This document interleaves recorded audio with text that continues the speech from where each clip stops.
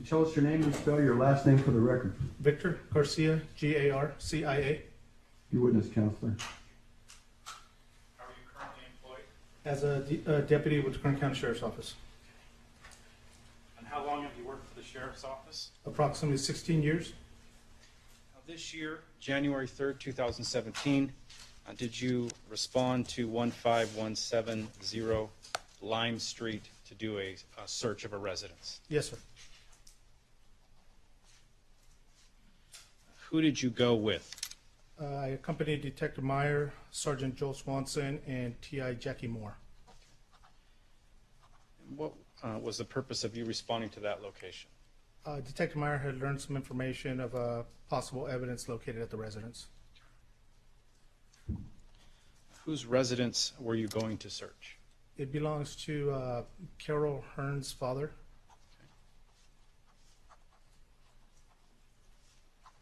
Now, what portion of that residence did you search? We searched the back portion, which is a partially converted garage. Half of it's garage, half of it's a single bedroom dwelling. Now, besides the garage and the single bedroom dwelling, did you search any of the other outlying buildings? Just looked in some of the buildings and around some of the vehicles that were around the garage.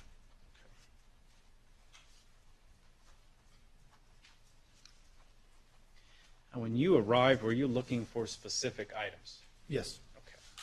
What type of intel did you have, and what were you looking for? We're looking for specific chemicals that were supposed to be stored in a 5-gallon paint bucket. You're going to, if I may approach, have some photos, Mark? Yes.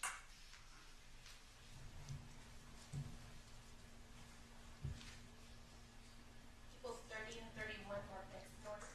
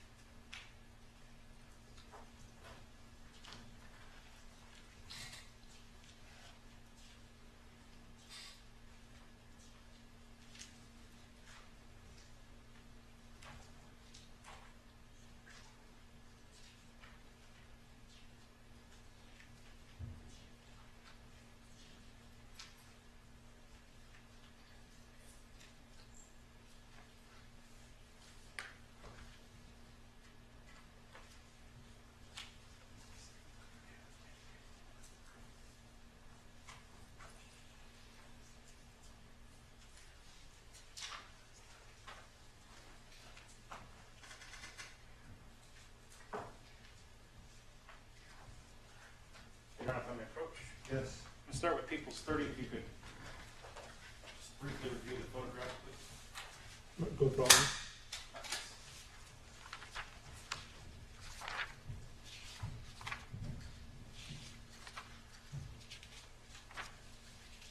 You do the same as well for People's 31.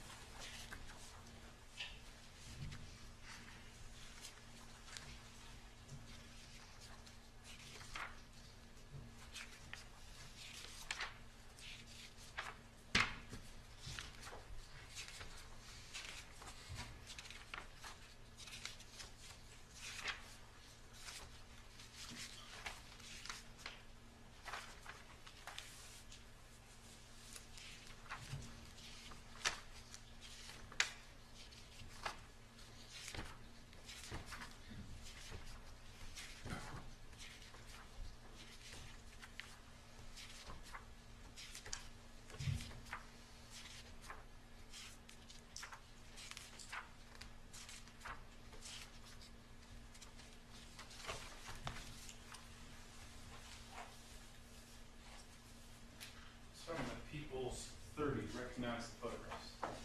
Yes, Did you yourself take the photographs? I did not. Are they an accurate representation, however, of what you observed at the residence you searched on January 3rd of this year, 2017? Yes, Same question for People's 31. Did you take the photographs? I did not. Are they an accurate representation of what you observed during the search January 3rd, 2017? There. Your Honor, would request People's 31 and 30 be moved into evidence, be allowed to publish. Any objections, Chair? Submitted. Be admitted, counsel. Proceed.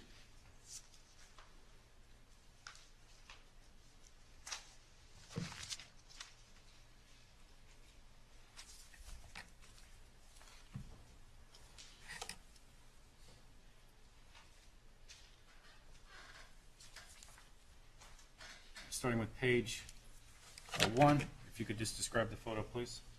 That's going to be the converted, half converted garage. We are facing north, the door is facing south.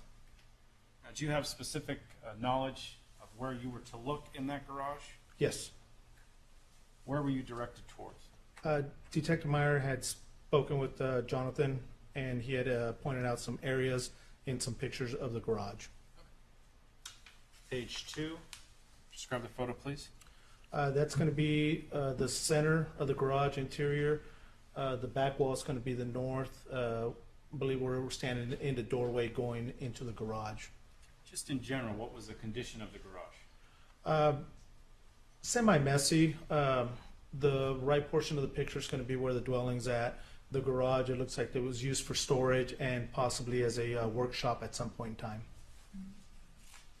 Page 3, That's going to be the garage. We're now standing on the north side facing south. page 4, Same thing, garage facing, we're facing in a southeasterly direction. page 5, We're in the southwest corner facing northeast. so you got directed to a particular portion of that garage? Yes, Okay, is that where the photo is taken from? in that general area where we're standing. Page 6, We're on the southeast portion facing north. now in all these photos showing different parts of the garage, did you search the other locations as well, the other boxes, the other bags, or did you go to a particular location? We were looking at particular locations and particular items.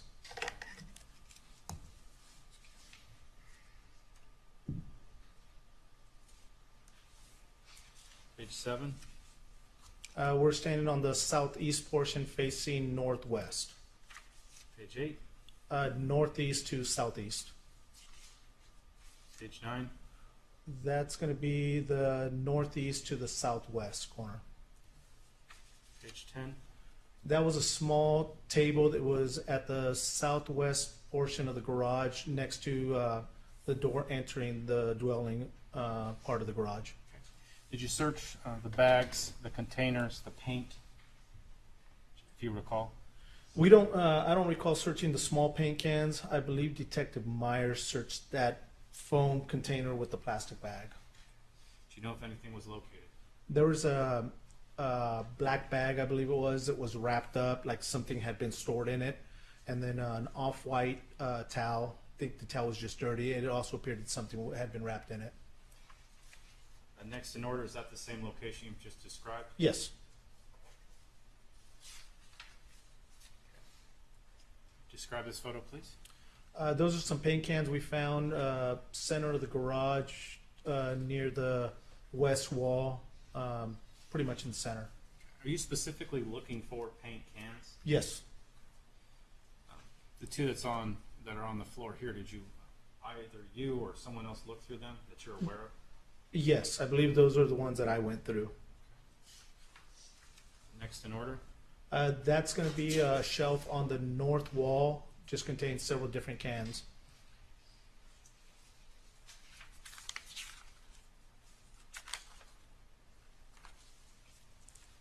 this is a photograph containing a DeWalt item with some duct tape. Why was this photographed? I believe that was the off-white towel that I was describing, that it appeared something had been wrapped in, or something was wrapped in it. So you were directed to the garage. Yes. You were directed to look into paint cans. Yes. Locate anything in paint cans within the garage. No. After you were unable to locate anything within a paint can in the garage, where did you look? Sergeant Swanson alerted me to additional 5-gallon paint buckets that were outside on the east side of the garage. So your attention was directed to look through 5-gallon paint buckets. Specifically 5-gallon paint buckets. Moving on to People's 30. If you could describe the photo, please. That's going to be a little parking spot on the east side of the garage. Page 2.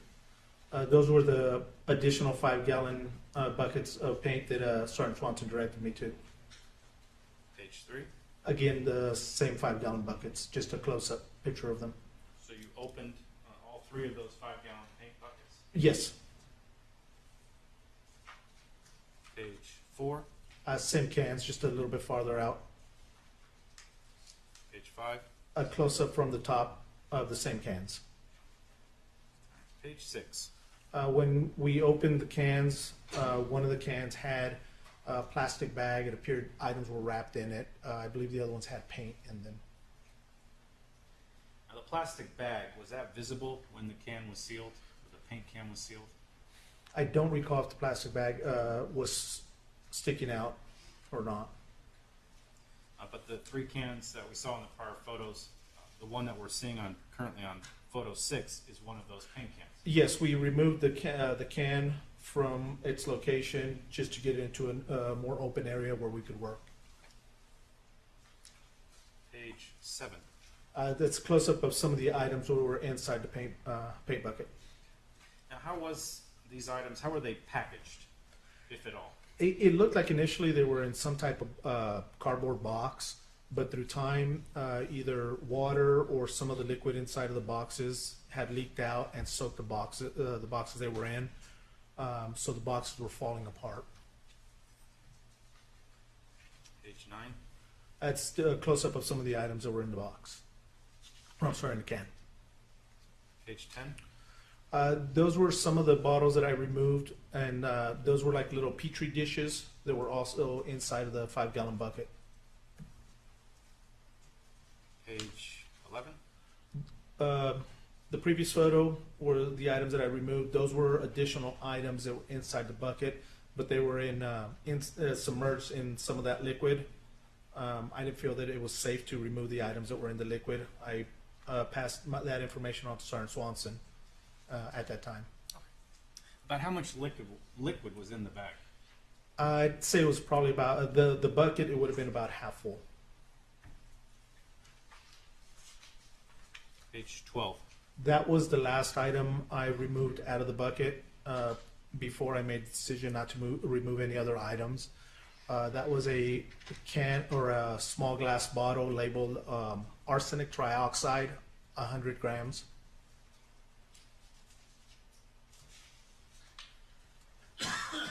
Page 13. Same bottle, just a farther picture.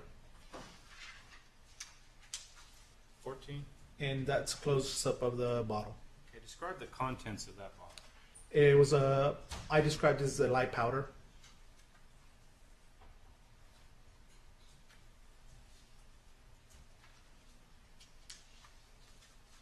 Next in order. That was the items that I initially removed out of the 5-gallon bucket.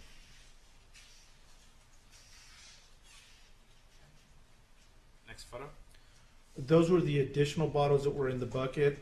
Once we contacted San Bernardino Fire, they responded with their hazmat unit and made sure that the items were safe to be removed after donning protective gear. There is what appears to be a scale to the right. That was in the bucket as well. Yes, all the items in the photos were coming from the bucket. So not just the bottles, but the scale and then the arsenic as well. Correct. Next in order. It's close up of the same scale. That's one of the labels that fell off one of the bottles. And that's the same label, we just laid it out flat to take a picture of it. The label, was it on the bottle when you removed it and it came off, or was it off the bottle? I don't recall if that label was on one of the bottles or not. Next in order. Picture of one of the bottles removed from the 5-gallon bucket.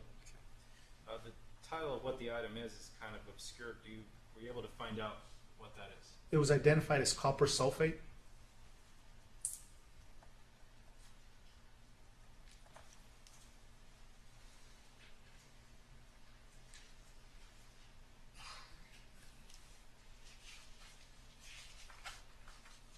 Next in order. Same bottles. The little testers were used by San Bernardino Fire Hazmat to take some of the liquid out to test and make sure that the item inside the bottle was what it was labeled. Seems to be a brown item on one of the bottles. That was part of the cardboard box that I mentioned that they appeared to be packaged in before it started falling apart. Next in order. One of the bottles removed from the 5-gallon bucket. Is this ethylene glycol, or what is this item? No, that was the acid, hydrochloric acid.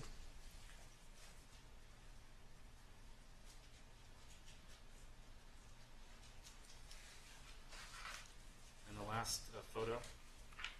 I believe those were just like tester tubes that were also in the bucket. So within the bucket, located to the right of the garage, there was ethylene glycol, copper sulfate, hydrochloric acid, and arsenic trioxide. Yes, sir.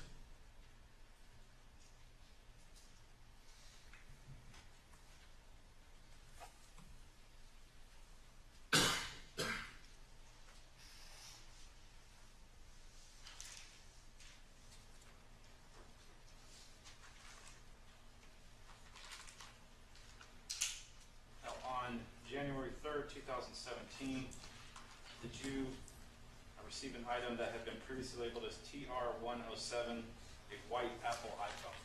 Yes. If I may approach, Your Honor? Yes.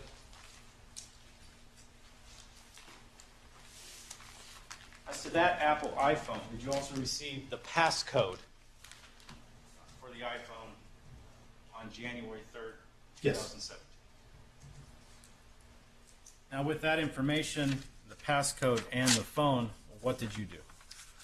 We had, with the passcode, the phone, and a permission to search for the phone, I transported to the technical investigator's office, Kern County Sheriff's Office, to have the phone downloaded.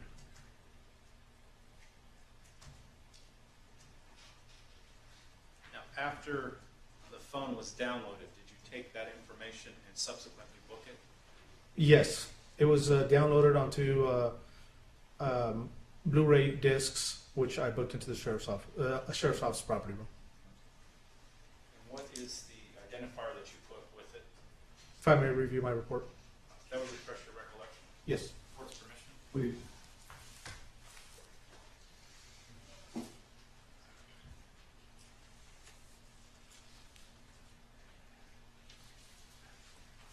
The item I put on the disc was VG1.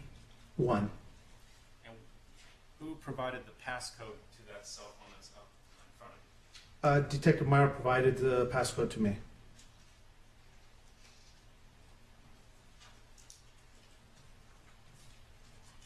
And do you know what type of software was used to download the phone? I do not.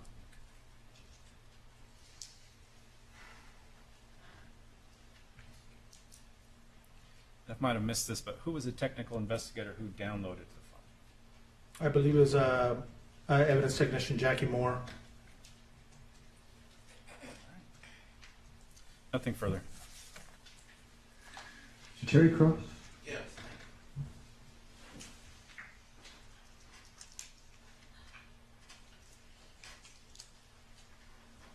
Good afternoon, Detective Garcia. Afternoon, sir.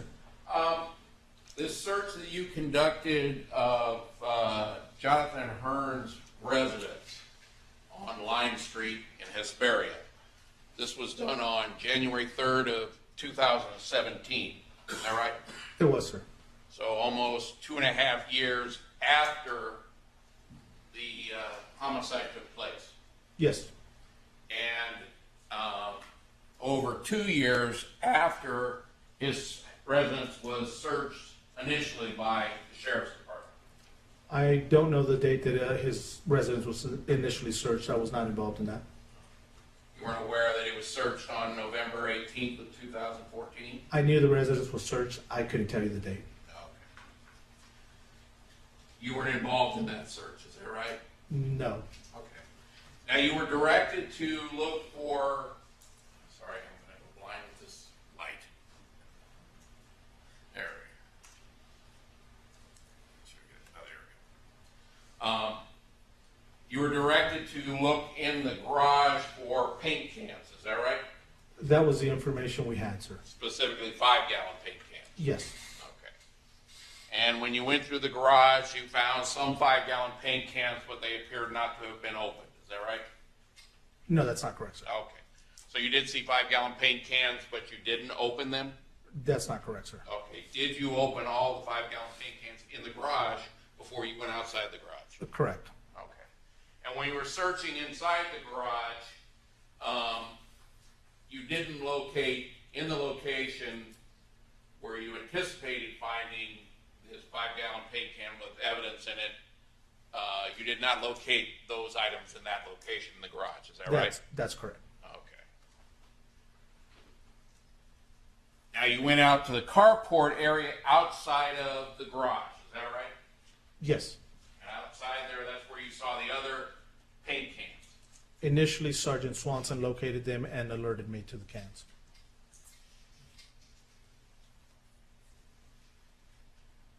So with regards to the paint cans within the garage, you didn't find any, but you did find some outside, and that's where you found these items that you removed from one of them. Is that right? We found paint cans, 5-gallon paint buckets inside the garage as well as outside. The ones You outside. didn't find anything of evidentiary value in the paint cans inside the garage where you were first directed to go, but you did in the one outside. That's correct, sir. Okay. To your knowledge, did anybody bother to search the garage back in 2014? I'm sure they did, but I couldn't say who it was, sir. Okay. Or how, put it, thorough a search they did? Correct. Okay. And we've now, 2.5 years later, do you know how many people have had access to that garage area? No. And the can that you found, what you thought were evidence of, or at least evidentiary items of interest, were not located where you were told, but in another location. Is that right? Correct. So it means that somebody had been in the residence or in the garage and moved items. Is that right? That's correct. When we arrived, we were told by Emily Hearn that they had straightened the garage out, but they had not thrown anything away.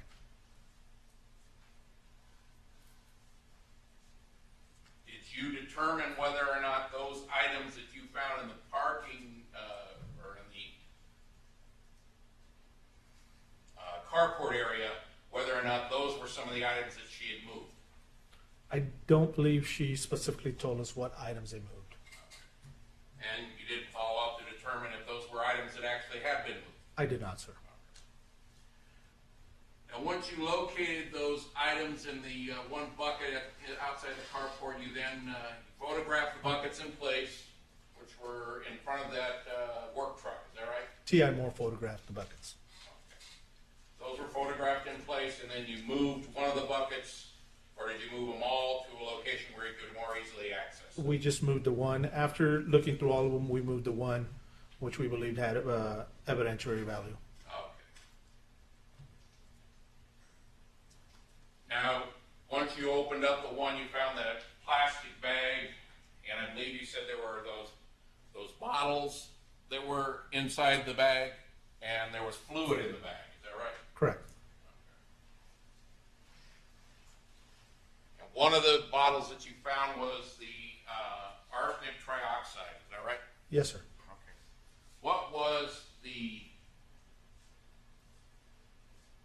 amount of arsenic trioxide that was supposed to be contained within that container, if you Believe- recall?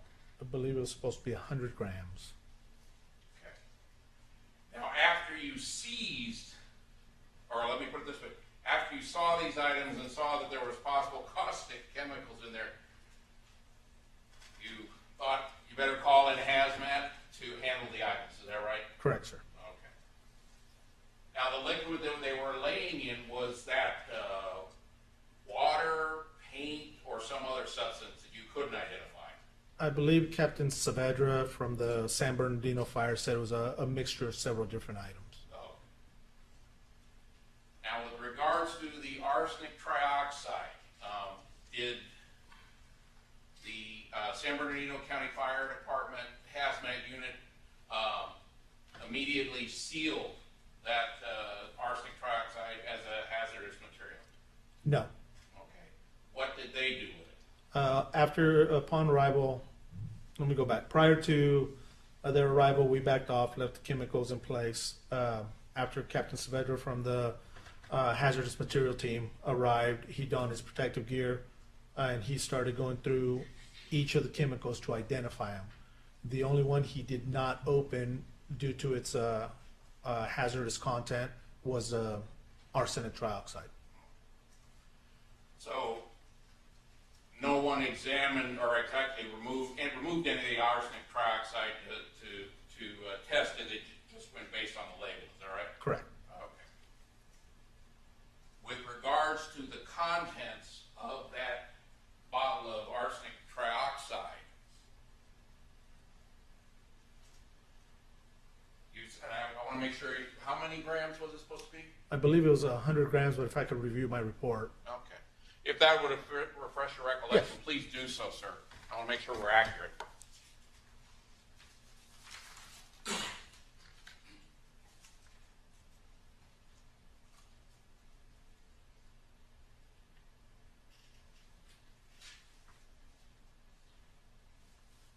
Yes, sir, 100 grams, which is approximately 4 ounces. Okay. And how much was missing? I would say approximately half the bottle. You actually measured it to see what the amount was remaining inside? In other words, how many grams? No, the bottle was you could look through the bottle. It was glass, see-through, brown. Okay, I understand that. But did you actually measure the contents to determine how much was missing? I did not, sir. I looked at the bottle and made an estimation. Okay. And you saw that the bottle was, you thought, half full. Is that right? I'd say approximately half. Okay, but you don't know how much was in it when it was received? No, I did not want to get exposed to that. And I understand completely. So with regards to that, how much was actually contained in the bottle, you don't know the actual quantity that was in the bottle when you obtained it, right? Correct. Okay.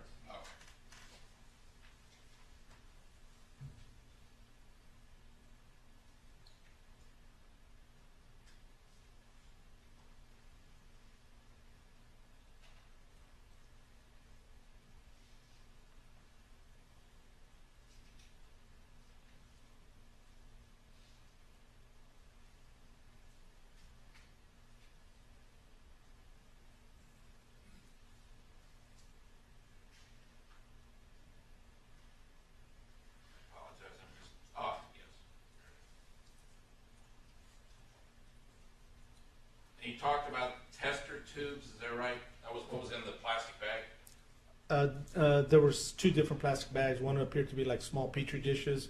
The other ones looked like small tester tubes, or the little bubble tubes to remove liquid. Okay. Did any of those appear to have been used? The pack was open. I don't think any of the ones that were in the pack were used. With regards to the petri dishes you talked about, did any of them appear to have been used that you could tell? I couldn't tell. Some of them appeared to have liquid in them, possibly from the liquid that was in the can. In other words, those were petri dishes that had gotten into the liquid itself that was inside the can and inside that bag I believe so. that caused the cardboard box to dissolve. Yes. Could you tell what that cardboard box was purportedly was supposed to contain within it? Was there any type of label on the box itself that was still intact? I don't recall label. I believe the tape that was used on it was from Amazon, but I don't recall label.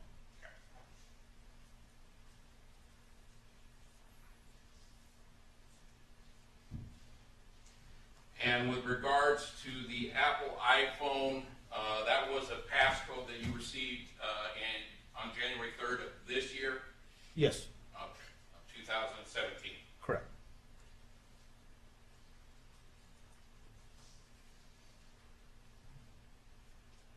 And to your knowledge, how long had that iPhone been in the possession of the Kern County Sheriff's Department? If I had to say, I'd probably say since Jonathan Hearn was arrested, And November 18th of 2014. if that was the date of his arrest, yes. So up until January 3rd of 2017, you were unable to access the phone. Is that right? I never tried to access the phone, sir. Well, let me ask you this, without the passcode, would you have been able to access the phone? I don't know the capabilities of the software used. It's possible. I don't know. Okay, thank you. I have no further questions at this time, Your Honor. Schmidt. Nothing further. Good job, Detective. Thank you.